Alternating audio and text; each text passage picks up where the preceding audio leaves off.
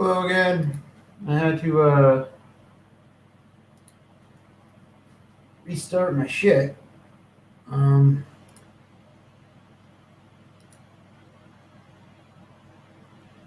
yeah. Alrighty, let's see. Am I here in here? Sounds like it. Paste, run, paste. Yep, pin message.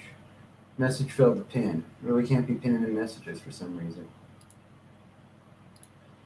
Alright, yeah, so I made some comment about how the government violated the law by arresting me, incarcerating me, prosecuting me, convicting me, and how there are actual federal laws that prohibit that. And then I made some comment about for that to be followed, certain realities would have to exist. And I'm not sure if me making that comment the way I commented is a violation of YouTube. So I had to stop my stream and yeah, start over. That's where I live, right? America. The majority of my life, even when I was a child, I wanted to leave America. When I was younger, I wanted to go to Russia, see if white people existed there. Real men, because growing up in America, I never really encountered that. And so then when I got older, I found out that we actually own Russia and their military. The United States tariffs pay for every military you see on TV, including China. Most people aren't able to believe. I gotta put some slippers on. Oh yeah. So meat function.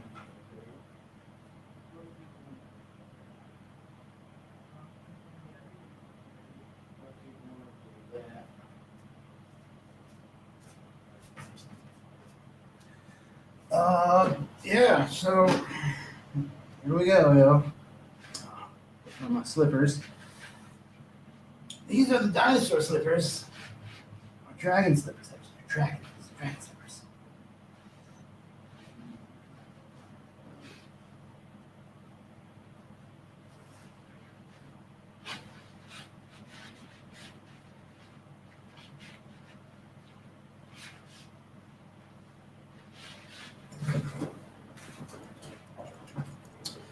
So, yeah. Oh.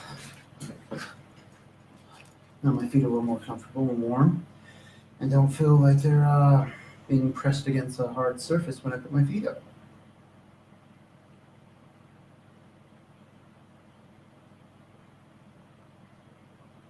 Yeah, so.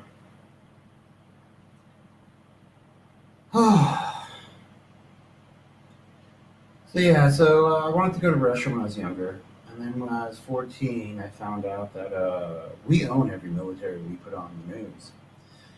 We are the Iranian military. We fund them. The only military we didn't fund was Gaddafi's. Go figure.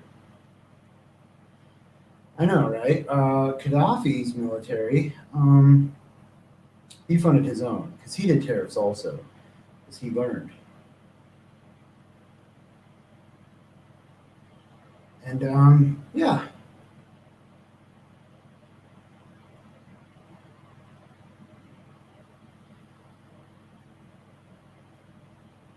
he funded his own military, bought his own gas and his own bullets, and made his own gas. Actually, he produced his own gasoline. So in 1995, when we actually cut off funding to all militaries, his military still had gas. Every other military ran out. And most people won't ever believe that we are every military we put on the TV. We are the Iranian National Guard. We are the Iraqi military. We funded all those militaries, every single one. If we didn't, would nuke them. The Iranian nuclear program, that's us. The Israeli nuclear program, us. You ever notice how the Israeli nuclear scientists and other people's nuclear scientists go to the same school sometimes? And we pay for it.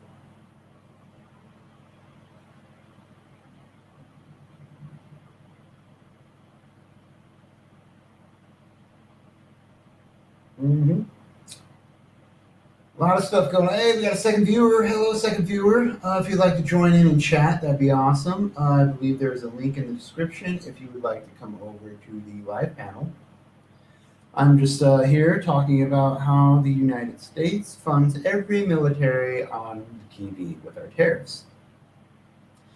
And how I'm just getting to the point. Oh, third viewer, what's up, third viewer? I hope we all want to join in. That'd be legit. Chatting about tariffs over here. So most people don't understand tariffs and taxes. Taxes are completely irrelevant. A tariff is something the government places, or is a fee the government places on a foreign-made good. That's why we don't produce goods in America. Because if we did, the government would make less money. All right, and so they want to make more money. Oh shit, damn. What's up, y'all? Oh, Eric Bryant sent myself. Hey, wow, got a whole bunch of people. Long time no see, and Merry Christmas. Right up. Oh, awesome. Eric, thank you. Hello. So yeah, I was in the middle of a little rant talking about tariffs and taxes and how we fund every military that you see on TV. So it starts like this. What? Room raid from the Eric Grant Show at Amazing Awesomeness. Thank you so much, guys. That's appreciative. Is Eric Grant live right now? Let's go find out. So anyways, let me keep talking about tariffs. Tariffs is a fee that, oh, look, the Christmas room raid, hey. Something the government does, all right, to place upon foreign-made goods. And with that said, just do whatever they want with it, okay? So your, what do you call that? Your smartphone is actually made by a foreign country, not a company, a foreign country. So it cost, what do you call that? It costs $7 to make a smartphone, all right? And then the government buys it for $35 from whatever corporation or country is actually they're buying it from. And then we stockpile it for 10 years. Yeah, we don't allow electronics into this country that have been sitting on a shelf for 10 years. All of our electronics in America are technically refurbished and 10 years old. Like my laptop, technically brand new in 2009, or not technically, publicized brand new at 2019. But then when I started looking into it, it was actually produced in 2012. Yeah, my laptop that I have right now, my year-old brand new Samsung, when you actually, like, I got access to the Cortana and the PowerShell and found out that manufacturing date was in 2012. Yeah, dude. So all electronics are at least 10 years old in America usually. And they sit on a shelf and then they get refurbished and the government, for lack of a better term, what would you call it? Hacks them, cracks them, does whatever they can to them. So that way, they're ahead of the game, you know?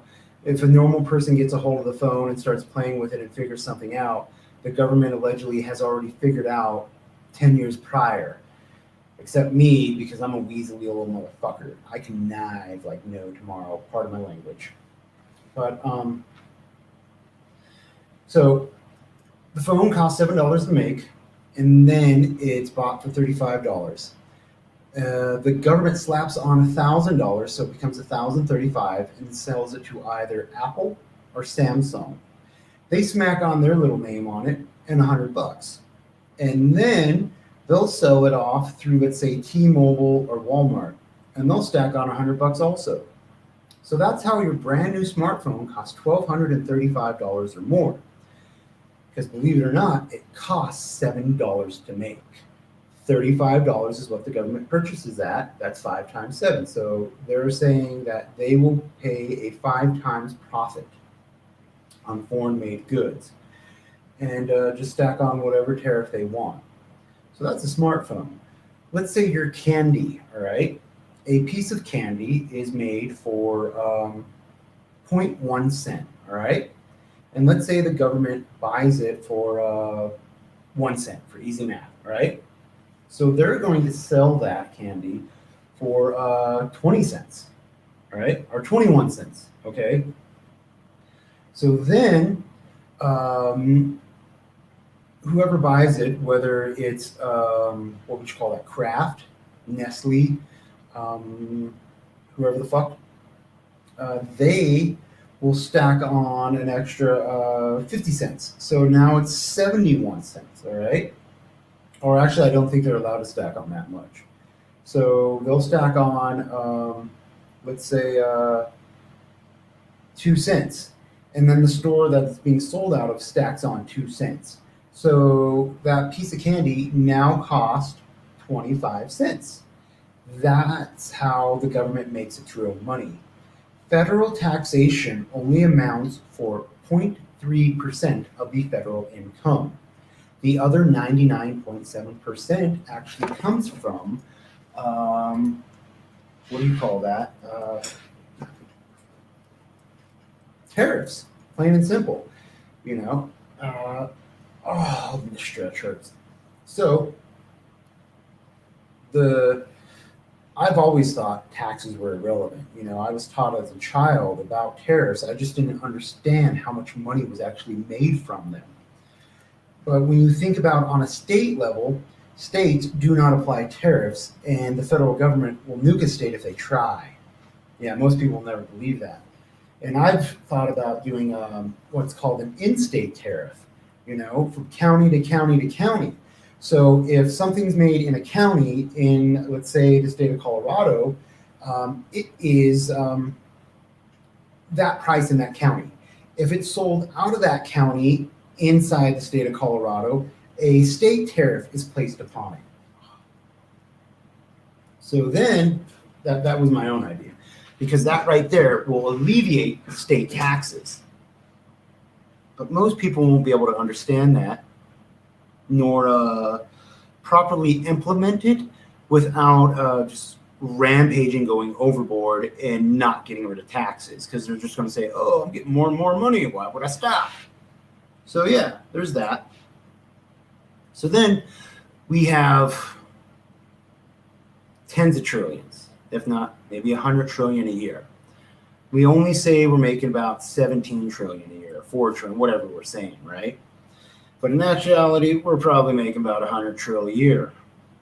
And we just spend it on other militaries.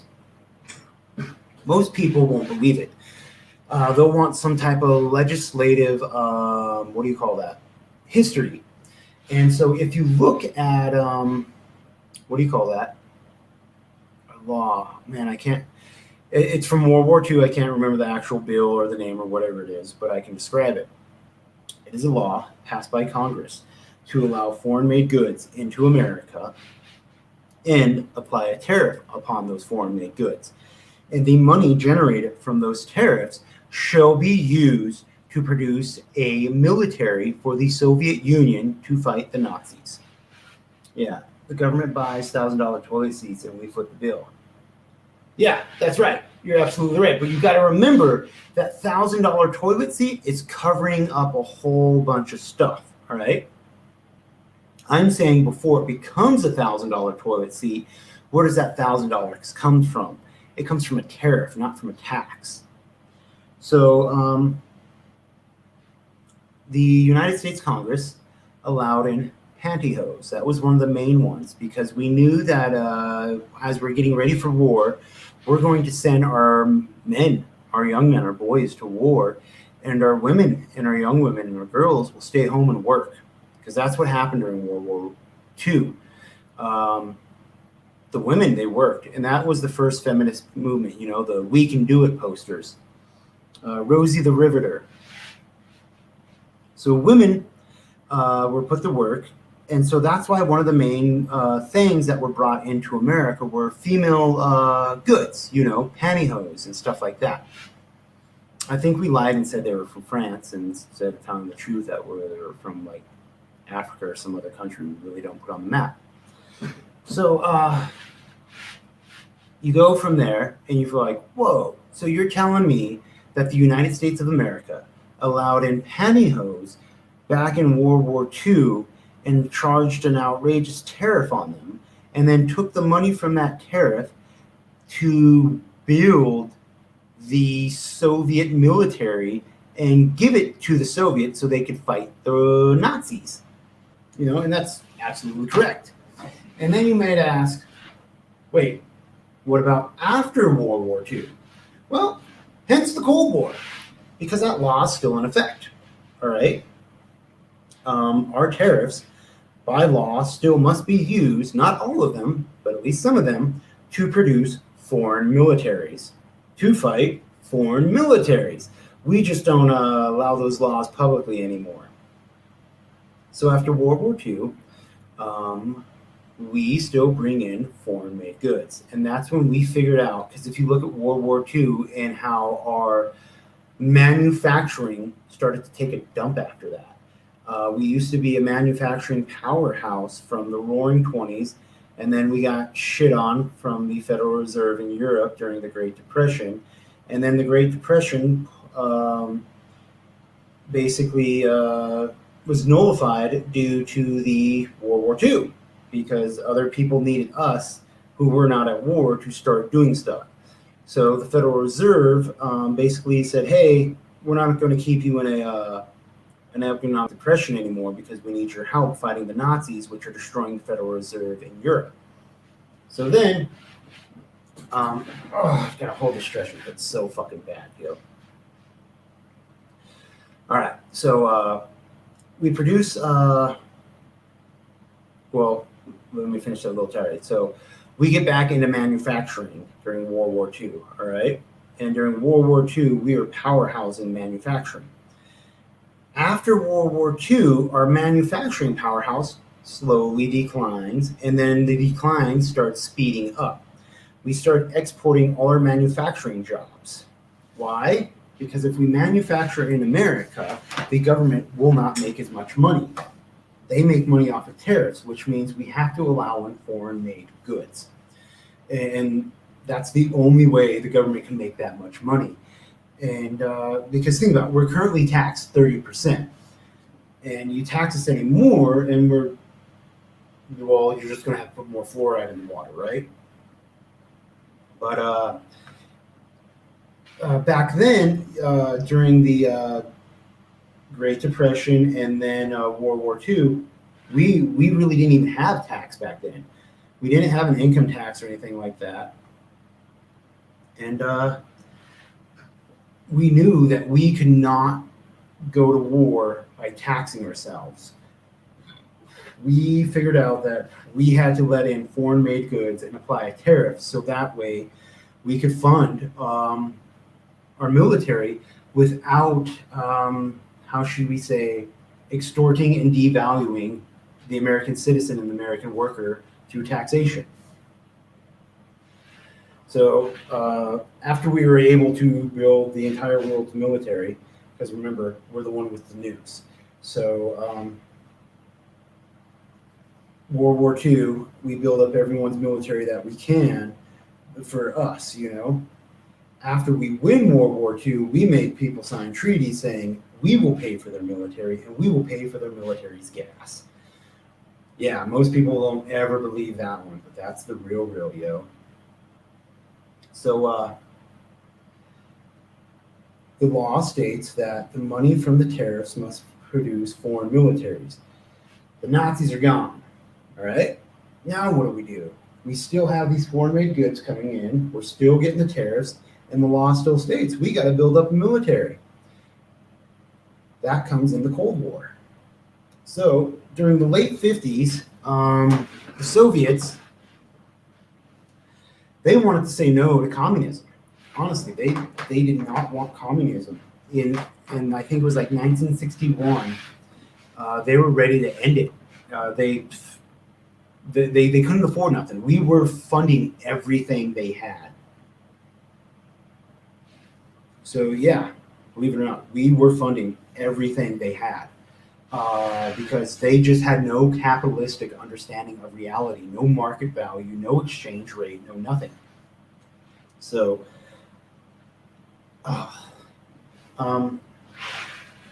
We paid their leaders, plain and simple. We just paid their leaders to live luxuriously and keep their country out of the capitalistic fray. So that way we would keep going into capitalism. They wouldn't. And each year they were not in capitalism was a year advance in capitalism above them. So that way, if they were to get back into capitalism, find out about tariffs, it would be too late for them, you know. We would just be too far ahead and too wealthy and too, for lack of a better term, funding their military. And that's what happened.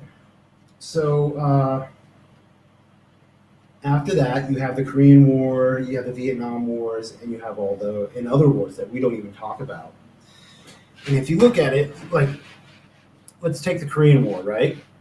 That's us. We funded them because, remember, they got their military from Russia. Russia got their military from us. Plain and simple.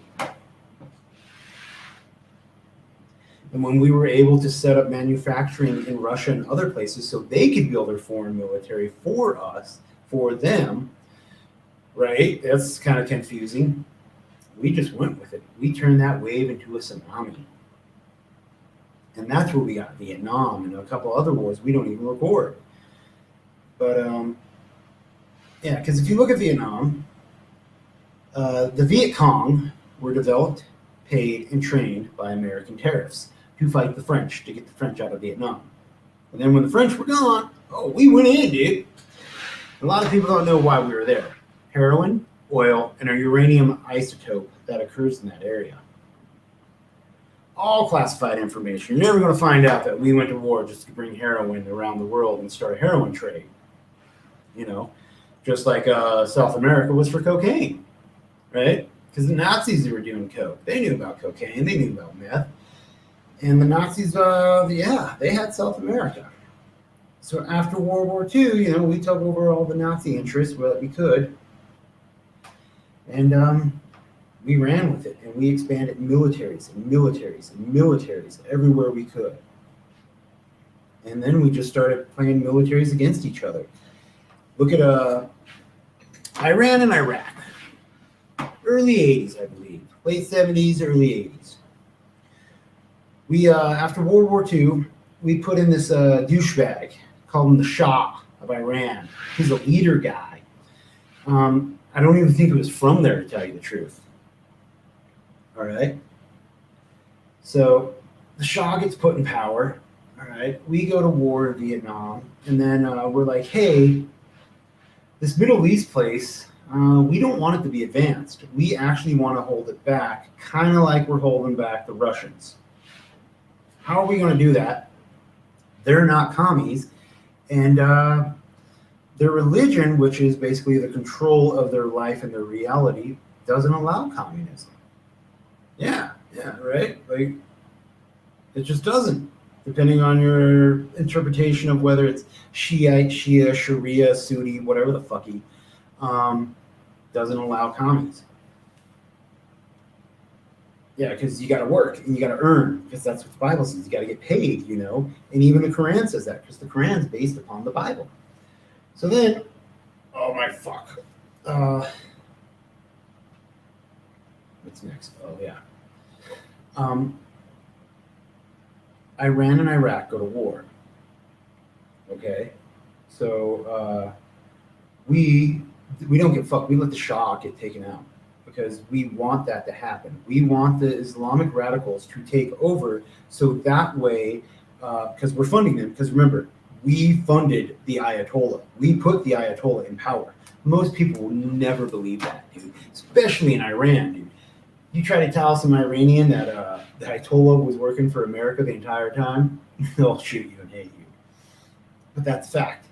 So, and most people just aren't going to believe these facts that, you know, all their leader people who say hate America are doing so because they're paid for by America to do so. And if they didn't, we would get rid of them. So the whole reason is so that their people do not, for lack of a better term, become Americanized into its capitalism, its consumerism, its commercialism. So that way they don't get involved in tariffs and get that money going. Because we don't want them to have the money. We want all the money. Well, Just like how the Chinese are trying to be recognized as a separate entity or a country, but China is planning to overtake them. Yeah. Okay. So, skipping ahead to China, all right. Um, uh, we fund the Chinese military, all right. All that conflict stuff there, that's just us doing that, so that way we can build up a military in that area. Because if all else fails, we will say, hey, you have to go to war with them. If not, we'll cut off your funding, your gas, all that stuff. And on occasion, we do nuke people. Allegedly, we dropped a Moab bomb in Afghanistan a couple years ago. And ever since we dropped that Moab bomb, which is supposed to be the mother of all bombs, which is an atmospheric ignition bomb. I don't know if you understand that, but that's some hardcore shit. Nobody's been allowed into that area. And some say it's because there's radiation, which means, oh, we didn't drop a Moab bomb, we dropped a nuclear bomb. So there's that. And if you look at it, we funded the Ayatollah to overthrow the Shah. So that way Iran would not become advanced, It would knock them back another decade or two. And that's what happened. And then after that happened, this other dude that we put in power, named Saddam Hussein, we went back to him and we're like, yo, dude, check this out. We're going to teach you how to make some poison gas because we want you to go to war with Iran. So then Iran and Iraq had a bloody, brutal war, and it lasted for roughly years. It took millions of lives, is what they said. It was like a trench war, too. And we did that just so they would grind out their people and hate each other, all right? Because that area used to all be one spot known as the Ottoman Empire. From Persia to Istanbul, Turkey. So, excuse me. So then we fund Iraq to attack Iran. And they go to war for a while. Well, Japan's already trying to keep from becoming part of China's government. Aren't they still protected until the contract ends? I have no idea, to tell you the truth. Because you got to remember, we control China's military. I remember having a conversation with General Hayden. It was at a school I attended, Sakir said. He showed up at the holiday party, Christmas party. I don't like to say holiday party. I like to say Christmas. Why? Because it's fucking Christmas. So anyways, General Hayden's there, and I'm talking with him, and I was like, oh yeah, dude, we're the Chinese military, right? He's like, yeah, we fund the Chinese military. We're forcing them to build those islands. China is not an expansionist nation. China is an isolationist nation, all right? They've always been isolationist. They don't give a fuck about, what's that? I don't think we do. What do you mean? You don't think we do what? Fund their military? We actually do. We fund every military we put on the map. We will never allow any other country to fund their own military, ever. That is a threat to national security. You got to be an intelligence officer to understand what I'm talking about, because we will never allow another nation to fund their military. We facilitate it so that militaries are so expensive that we're the only ones who can fund them. Yeah, believe it or not. And that's a fact, dude. We will never allow another military to fund itself. The only one, Gaddafi's. Look what we did to him. We had him sodomized with a bayonet. Wait. Sorry, I'm trying to keep up. Not you're right. I'm with you, bro. I know that's right. Oh, okay. Yeah, so I'm just reading Mrs. Boss 07. So there's gotta do this massage part. So our tariffs fund every military you see, and we control every government. So if you look at places like, I think it's Venezuela with Hugo Chavez, and oil-rich nation, doing really, really good, all right? And then it took shit. Why? because our government told them to shit on them. All right. Sorry, in complete agreement, right? It happens. So, oh, God, this pain takes my mind away sometimes. But long story short, so what do you think the issue we have with China is right now? We don't have an issue with China. Remember, everything you see on the news is our government and our secret government putting shit together. So that way we don't know what's going on. It's all smoke and mirrors. We don't actually have a problem with China. We're just producing one in the news. How should I say? It's all smoke and mirrors, right? Like, look at, what do you call that? The impeachment, right? When Trump was allegedly supposed to be impeached, which never happened because the Senate voted not to hear any witnesses or see any evidence, which basically nullified the impeachment, right? What do you call that? The Patriot Act and other acts were just expanded and like, boom, like solidified in stone and writing, like you ain't ever going to get rid of this no more. So, if you look at that like that, right? They put on this smoke and mirrors. Oh, there's going to be this impeachment. Oh, there's going to be an impeachment. And then what happened? There was no impeachment. And the whole time while that was going on, they were just rampaging. I don't know. I don't think he was officially impeached because the Senate voted not to even hear it, which stopped the impeachment, right? But anyways, during that whole time, there was all these laws being passed with the Patriot Act and other things that were just snuck under the rug that the media didn't even realize, or they realized they just didn't care. They didn't put it on the news or nothing. So if you look at China that same way, all right, everything you hear and see on the news about China this, China that, it's China's fault here, China's fault there, China's expanding there. That's all smoke and mirror stuff. So that way, the other stuff we're actually doing in that area of the world, you ain't going to find out, yo. You will never find out. You'll never see it. Because why? Because we're putting something else on the news, all right? So we're telling China to build these islands, okay? China's taking their sweet-ass time. They don't even want to build these islands in the South China Sea. I think you can Google it or YouTube it. It's called the five-line border. They say allegedly back in the day, China drew 5 little dashes, all right, on their map saying this is China's water. And it's kind of been recognized ever since. But the thing is, China wasn't the one that drew those dashes. We did. Because we were basically divvying up the world. You really want to know what's going on, look in Scandinavia. What's going on in Scandinavia, you know? I mean, honestly, there's so much going on everywhere. That right? Oh my fucking God, dude. That hurts so bad. But anyways, so China doesn't want to expand. China does not want to build those islands. China doesn't even want to be in that part of the world. But we are forcing China to. We're telling China, hey, you're the largest, most populous people over here. You got to go do this, all right? And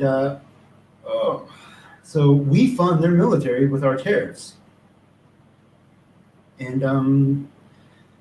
their whole Communist Party is basically actually controlled by us and our money because they want foreign-made goods on occasion. They like luxury stuff. So think about it like this.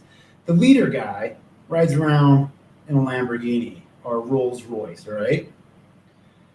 Lamborghini and Rolls Royce aren't made in China or Russia, all right? So if you ever wondered, how did a Rolls Royce get in Soviet Union back in the day? How do they get in China these days, right? Well, please explain more about the tariffs. Oh, okay. I don't know if you caught on earlier, but long story short, there's a tariff and there's a tax. All right? A tax is what a person has to pay. A tariff is placed upon a foreign-made good. So I always talk about the smartphone when it comes to the tariff because that shows the price difference and how much money is actually being made. Smartphone, $7 to make, all right? Honestly, $7 to make. by a foreign company, foreign corporation, foreign country, whatever you want to call that, foreigners. All right.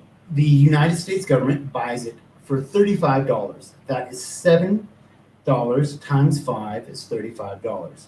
Then the United States government will place $1,000 on it right off the bat. So that smartphone now becomes $1,035. Then they will sell it to T-Mobile, or not T-Mobile, Samsung or Apple. They'll stamp their little name on it with a little heat stamp. And because it's actually not made by them, it's made by a foreign corporation in a foreign country that we don't even talk about. So Apple or Samsung will smack their name on it, right? And plus $100. So now, what cost $7 to make, purchased at $35, sold at $1,035, is now $1,135.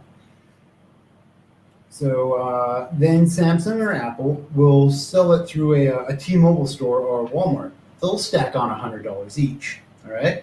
So it's now a $1,235 phone that initially cost $7 to produce, was originally bought for $35, sold for $1,035, then sold for $1,135, then sold for $1,235 to a person. So that's how your brand new smartphone costs $1,200. All right. So what do you call that? Every time a million of them is sold, T-Mobile or Walmart will make 100 million. Samsung or Apple will make 100 million. Because remember, it's 100 times a million equals 100 million.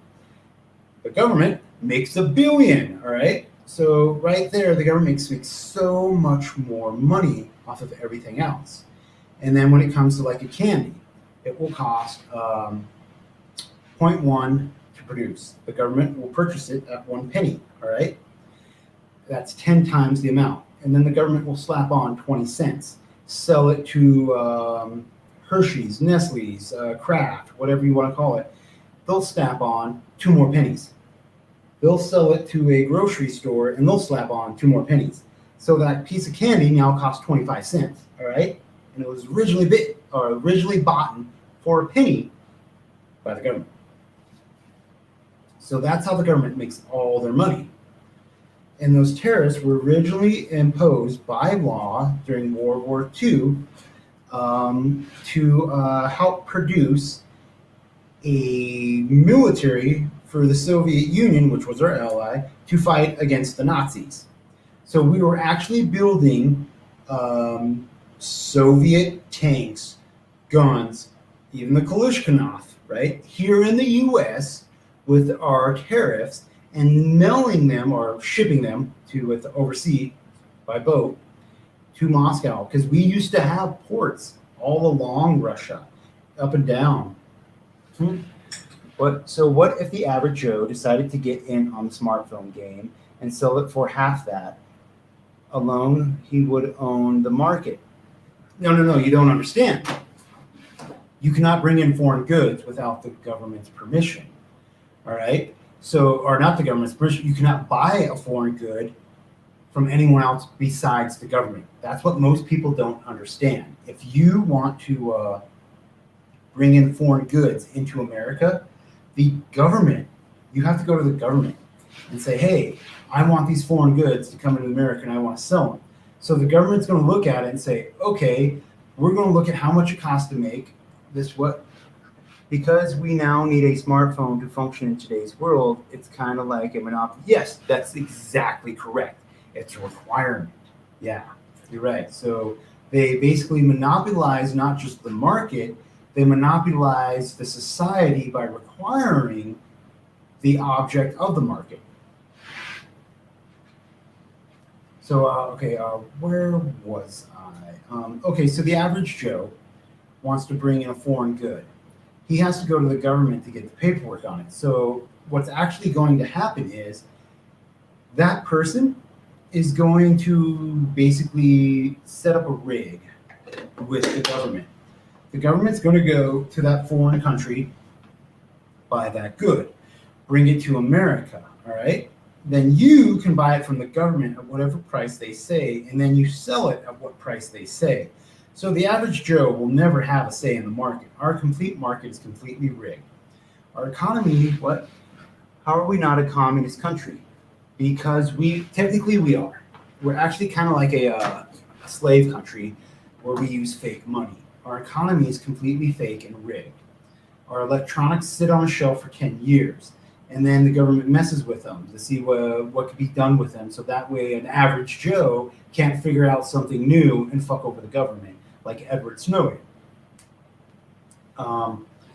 So that's why all our electronics are always at least 10 years old, whether we know it or not. We can be like, oh, this looks so brand new, we're letting it in. No, it's not brand new. It was sitting on a shelf for 10 years in a government warehouse. And no, I was just saying, like, how do people not think that? Oh, because they don't know. Remember, they're believing their TV, they're eating their fluoride water, and they're just being brainwashed. And they hear things about the stock market going up, the stock market going down, and investing in this.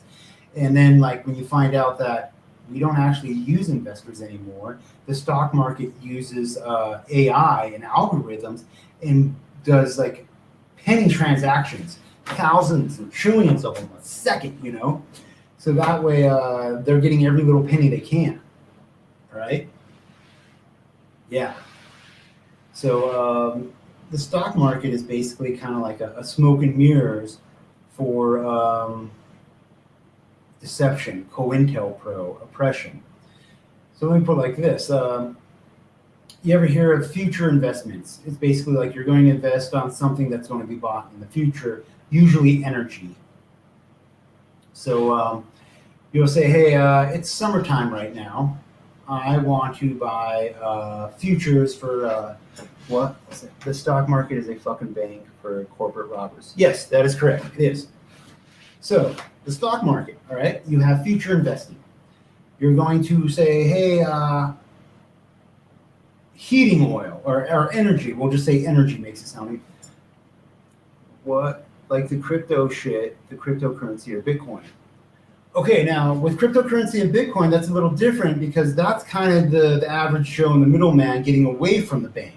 That's why that value of cryptocurrency keeps going up, because people keep buying it and using it and exchanging it outside of the bank's oppression. Because remember, the bank says your dollar is only worth $1 and its value will only go down. The cryptocurrency is basically saying it's worth whatever you facilitate its value in a market exchange. All right. Yeah. So back to future investment. It's called futures. So you're basically saying, hey, I'm going to buy a whole bunch of stock in energy oil, heating oil, gas, whatever it is. We'll say energy. It's summertime, and that's a futurist investment, though. That's only if you're investing, because here's the thing.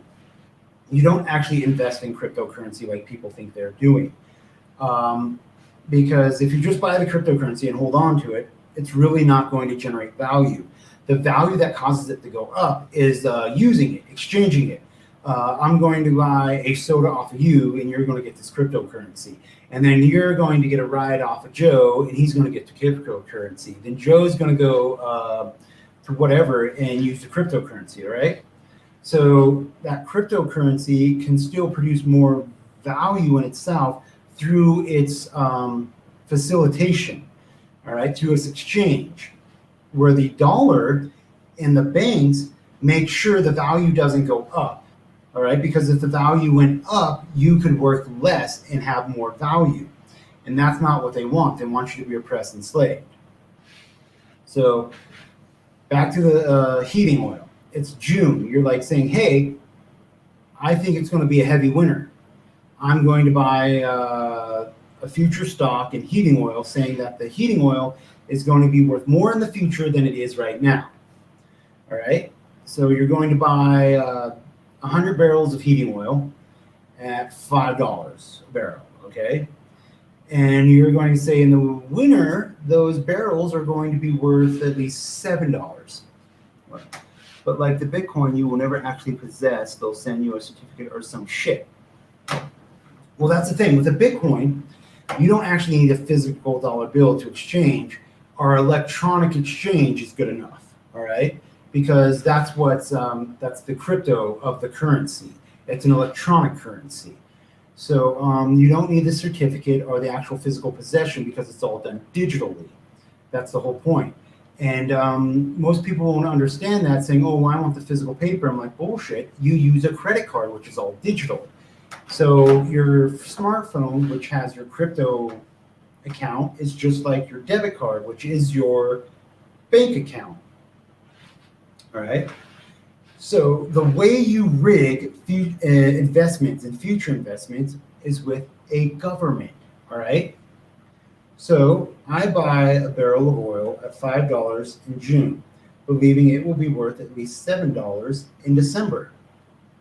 Come December, it's a light winter. I mean, it's fucking nothing, dude. Barrel of oil, $3. I'm fucked. I just lost money on my investment. What do? I'm going to go to Congress. I'm going to go to the government. I'm like, hey, government, can you do me a favor? Purchase this oil at an extra price. Why? I'll give you a kickback. I'll lobby you. So you pay Congress a little extra money to say, hey, I don't want to lose out on my investment. I want you to cover my loss. So I want you to make a little law that says you will purchase my heating oil from me at $8 a barrel, right? Because I want more money than before, and I got to cover the cost of Congress being paid off. So Congress is like, why not, right? It's not our money, and we're getting money in our pocket. So I don't lose out on my future investment. I actually make money on a failing market. How? Because I had it rigged with the government, and they were spending someone else's money to make sure I floated. That's an easy, not too easy, but that's an easier way of understanding how governments can control markets and what the market is selling, the good or the service, based upon a future market manipulation, which they enforce. All right, because if you fuck up, you will either lose money or you have to take the side of the government, right? Because the government's the only one who's going to bail you out. And if the government doesn't like you and sees that you're going to make a whole bunch of money, they can always undercut you, which they do because they have a surplus. Because remember, let's say I don't do good my first year, all right? My first year, I bought a whole bunch of oil in June. Come December, I was going to lose money. I go to the government and I'm like, hey, purchase this oil, all right? So they purchase it at an extra price. They go put it over here. It's now in surplus. They'll just put in some tanker surplus somewhere, right? So the next year later, let's say I do the same thing over again. I purchase in June. I get in an argument with the government, like let's say Jeff Bezos and Trump got in an argument, and then Trump cut Amazon out of some deal. I think it was called Jedi. All right. So I'm over here. I bought a whole bunch of oil in June again, and I'm like, yeah, December's coming. It's going to be a shitty winter. Everyone knows it. December hits. Shit stain of a winter, all right? The price of oil is about to skyrocket. I'm about to get rich. Oh, no. The government doesn't like me, and they don't want me to get that money. They would rather see me fail. So what do? They just open up a little legislation, write a little post-it note, call it the law. They release their oil surplus. Oh, the price of oil just fucking dropped. Why? Because the government has subsidized, basically giving away free heating oil now. So the price of oil ain't shit. Oh, my future investment just took shit. I'm broke as fuck and I'm out. Yeah, that's how that happens. So the government could easily overtake multitudes of money in markets just based upon that. And where do they get their money from? Tariffs, not taxes. It's all tariffs. But I'm done with my hand exercises. It's 50 minutes in. I'm going to call it. It's actually 11:11 p.m. Oh, it's 11:18 p.m. I got a line in my screen over there. But you all have a beautiful evening. I'm gonna take a shower and head off to bed.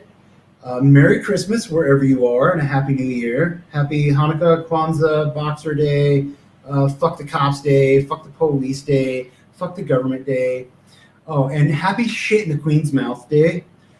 There's actually a word. I can't remember it. I used to. John Oliver knows it. It has survived the Dark Age, but it has never been put in to an English dictionary. It is a word, I can't remember the name of it, but the definition means shit in the Queen's mouth. And there's another word similar. It means shit in the King's mouth. They're actually two separate words to whether it is a queen or a king. So happy shit in the Queen's mouth day. If I knew that word, I would say happy word day, but I can't remember the word right now. So anyways, you all have a beautiful day, beautiful Christmas, beautiful holiday, beautiful solstice, beautiful everything, and love you. You all have a beautiful day and love you. Merry Christmas. Bye.